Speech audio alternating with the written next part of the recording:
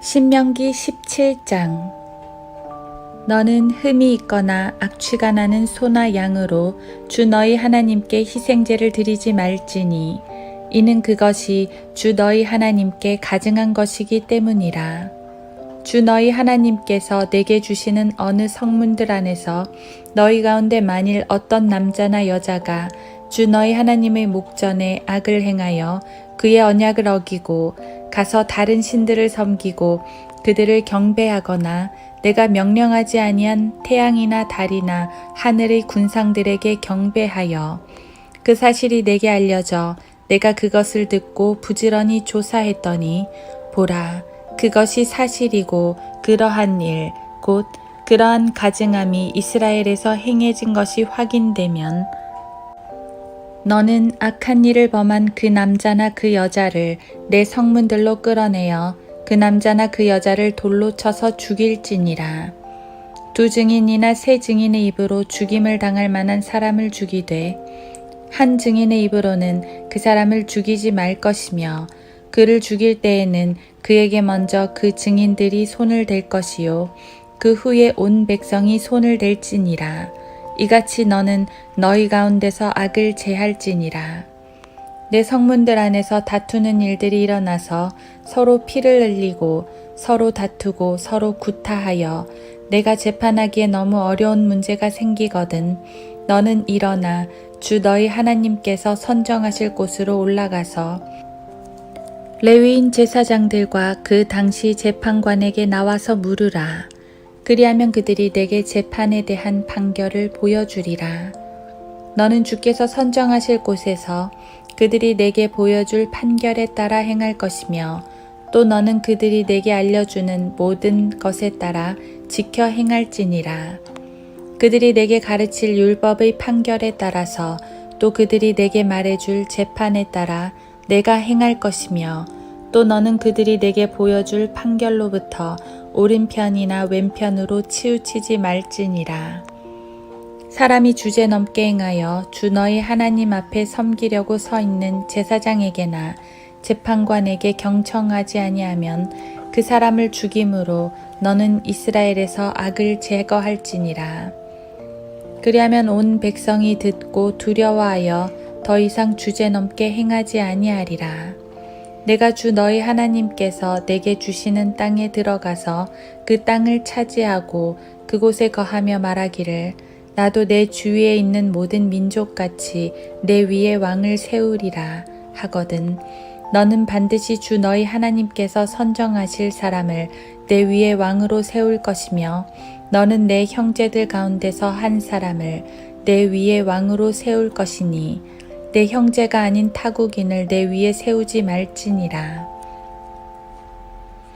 그러나 왕은 스스로 말들을 많이 번식시키지 말 것이며 그가 말을 번식시킬 목적으로 그 백성을 이집트로 돌려보내지 말지니 이는 주께서 너희에게 말씀하시기를 너희가 이제부터는 그 길로 다시 돌아가지 말라고 하셨기 때문이라. 그는 또한 자기에게 아내를 많이 두지 말아야 할지니 그래야 그의 마음이 돌아서지 않을 것이요 그는 또한 자기에게 은과 금도 크게 늘리지 말아야 하리라. 그가 자신의 왕국의 보좌에 앉으면 그는 레위인 제사장들 앞에 있는 책에서 이 율법서 한 권을 베껴 그와 함께 두고 평생 동안 그것을 읽어서 그가 주 그의 하나님을 두려워함을 배우게 하고 이 율법의 모든 말씀들과 이러한 규례들을 지켜 그것들을 행하게 할지니라. 그리하여 그의 마음이 자기 형제들보다 높아지지 아니하고 그가 그 계명에서 오른편이나 왼편으로 돌이키지 아니하면 종국에는 이스라엘 가운데서 그와 그의 자손이 그 왕국에서 자기 날들을 늘리게 되리라.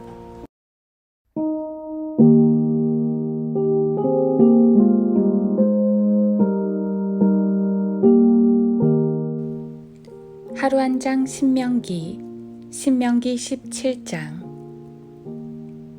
너는 반드시 주 너희 하나님께서 선정하실 사람을 내 위에 왕으로 세울 것이며 너는 내 형제들 가운데서 한 사람을 내 위에 왕으로 세울 것이니 내 형제가 아닌 타국인을 내 위에 세우지 말지니라.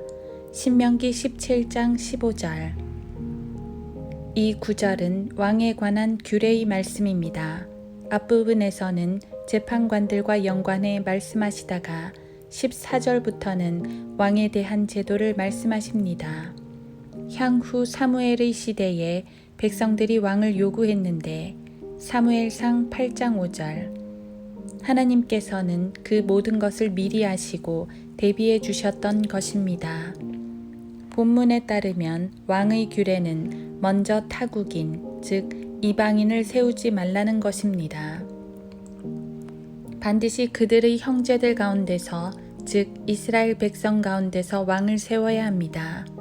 너무나 당연한 말씀 같지만 사실 이방 세계에서는 타민족 출신이 왕이 되는 경우가 많습니다. 타민족이 정복하여 다스릴 때도 있고 여러 가지 정치적 목적에서 귀족들이 외국인 왕을 옹립하여 세우는 경우도 있습니다. 신약 시대의 헤롯은 에돔 출신이지만 정치적 술수를 사용하여 이스라엘의 왕이 되었습니다. 그러니까 이스라엘도 이방인처럼 되었던 것이지요. 이방인을 세우지 말라는 말은 단순히 왕의 출신 성분만을 규정하는 게 아닙니다. 그보다 더 본질적인 것은 이방의 모든 모습들로부터 구별시키는 것이었습니다. 사무엘상에서도 마찬가지지만 여기 14절에서도 백성들이 요구하는 바는 주위에 있는 모든 민족같이 왕을 세우겠다는 것이었습니다. 하지만 이방인처럼 되고자 하는 요구에 하나님은 단호히 선을 그으십니다. 이방인처럼은 안 돼 하고 말이지요.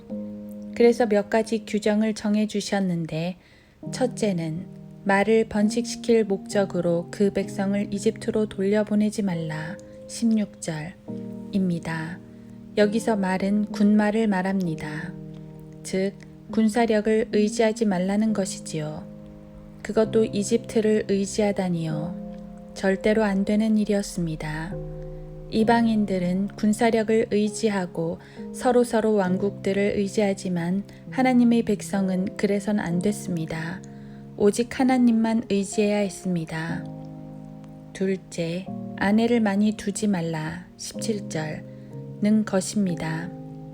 이것은 단순한 정욕 이상의 문제로 이 역시 이방인들의 모습입니다. 솔로몬은 많은 여인을 취하였는데 이는 이방 나라들과 정략 결혼을 함으로써 국제적 평화를 유지하려는 것이었습니다. 그는 하나님이 주신 지혜를 이방의 지략으로 바꿔버렸습니다. 평화는 오직 하나님 안에 있다는 사실을 간과한 것이지요. 셋째는 이 율법의 모든 말씀들을 지켜 행하라 19절입니다. 왕은 율법서 한 권을 베껴 항상 곁에 두고 읽고 묵상하면서 하나님의 뜻을 헤아려 그 뜻을 따라야 했습니다. 이것이야말로 이방인들과 구별되는 온전한 하나님의 백성의 모습입니다. 왕은 항상 하나님의 명령을 따라야 했습니다. 왜냐하면 하나님께서 진정한 왕이시기 때문입니다. 결국 왕에 관한 규례는 이방인들을 따르지 말고 하나님만을 따르라는 것이었습니다. 하나님께서는 얼마나 그분의 백성을 이방인들과 구별하려 하셨는지요. 오늘도 하나님은 우리들이 세상에서 성별하기를 원하십니다. 비록 세상에 발을 붙이고 살더라도 하나님의 백성으로 살라고 말씀하십니다. 힘은 군마에게서 나오는 것이 아니라 하나님께로부터 나옵니다. 지혜도 세상의 지략에서 나오는 것이 아니라 하나님께로부터 나옵니다.